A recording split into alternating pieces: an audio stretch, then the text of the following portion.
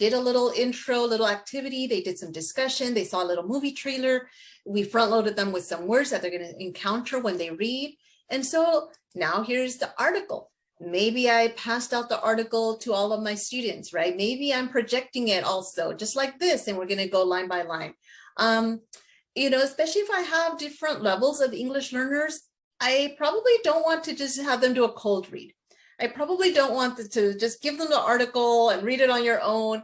They're going to need support. Even our kids who are English only, right? Reading is challenging. The literacy skills of our students definitely needs a lot of support.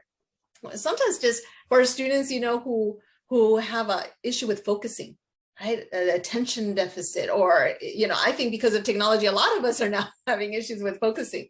And so how do I support that literacy, especially the reading comprehension? So take a look at this, right? So notice how we highlighted some of that keywords. I have a visual here to help out. Just wondering, Jenny, do you have any, tools up your sleeve here that you might use, especially, let's say, with your non-English speakers? What can we use?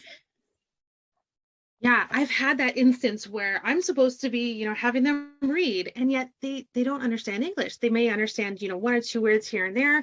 At least now with the front loading, they understand those really important, powerful vocabulary words. But how are they supposed to comprehend when they can't decode? And so for, my very, very beginner students, I teach them how to use the Microsoft Translator app if they have a phone.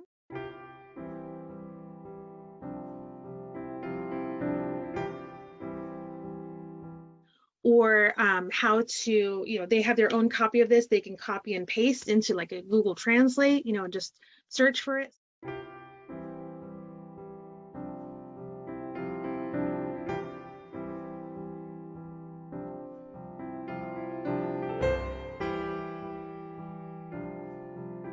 For it, so at least they can start accessing it in, the language that they're comfortable with. For my kids that are maybe a little bit more advanced, I usually like to chunk it because they get intimidated by, a long passage, and so we want to kind of break it down and slow it down.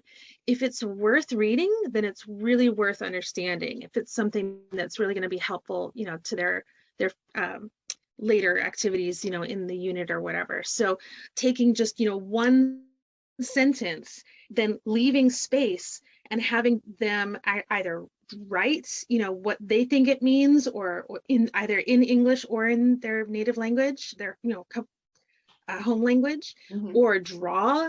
Some of them are more comfortable showing what they understand, in a picture form, and that's okay too.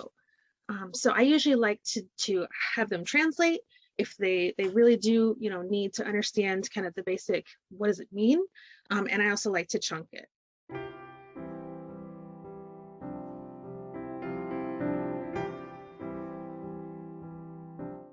Very good. And I agree. I think especially with the older kids, 6th to 8th to, seniors or 12th graders, many of them have a little gadget, right? And so I always tell them, like, it doesn't always have to be used for watching, cat videos. You can use it. Let's show you how. And so, yeah, I downloaded it on my own, the Google, the different translation apps that are out there.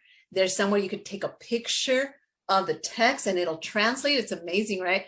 Have conversations. So again, that's something that you might do in small group, or pull, a couple of your students to the side, or teach the whole class, right? Hey class, we're going to visit Italy, right? And they give you a menu, right? And you want to order food. Show me how you can order, breakfast, and make it an assignment for all the students. So that way your English learners don't feel like they're being singled out and like, oh, there's something wrong with you, right? Like, what did you do wrong? I used to get that feeling all the time. I used to get pulled out of my elementary classes because I needed, ESL instruction, and we'd be taken into a little room. And I always felt like I'm getting called in because I did something wrong and I have to hurry up and pass my class so I could get out of this program. And it's a horrible feeling, horrible. And so I am hoping that, we really start changing that thinking about our second language learners. So, all right. So we talked a little bit about one more thing that I wanted to kind of add on to what you're saying is not drawing attention to the fact that they need some extra support, giving them the tools that they can use it themselves. For my students that are more comfortable in Spanish, or I've got a few that are more comfortable in Chinese, using their phone, I can be explaining things in English, and holding on to my cell phone, using the Microsoft Translator app. It will do live captioning in their language that they prefer. So they can still be getting the same information, but in a language that they're more comfortable with, so that they can start to access the English text. Yeah.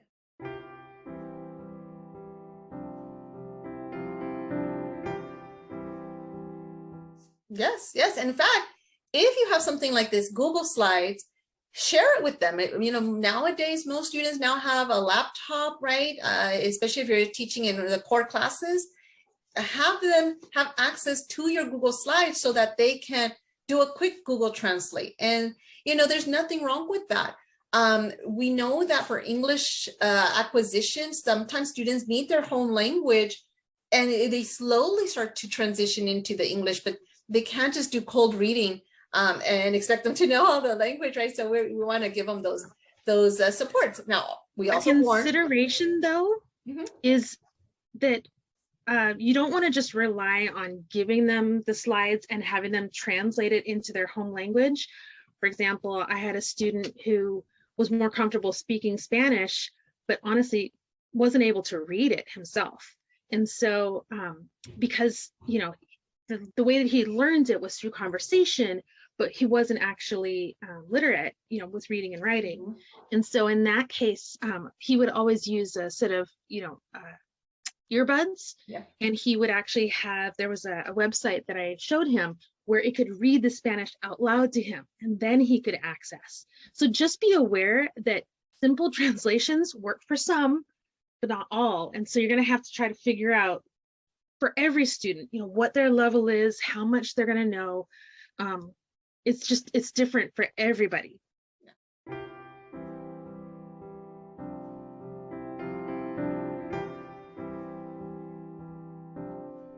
And I know this is challenging, we know, and believe me, been teaching a while and I'm still like, okay, how am I going to do this, right? I have kids over here, and especially trying to manage the class, making sure that everyone's doing what they need to do. It takes a lot of practice, but I think having these different tools, it just shows the students how much you care about them also, and that you're going to try different things. And I think they appreciate that, especially, again, our English learners who might feel like, they don't want to ask the questions, they might not ask for help. But if we're giving hey, we're going to try this, we're going to try that, it really sends a really strong message that they are important in our class and they belong in our class.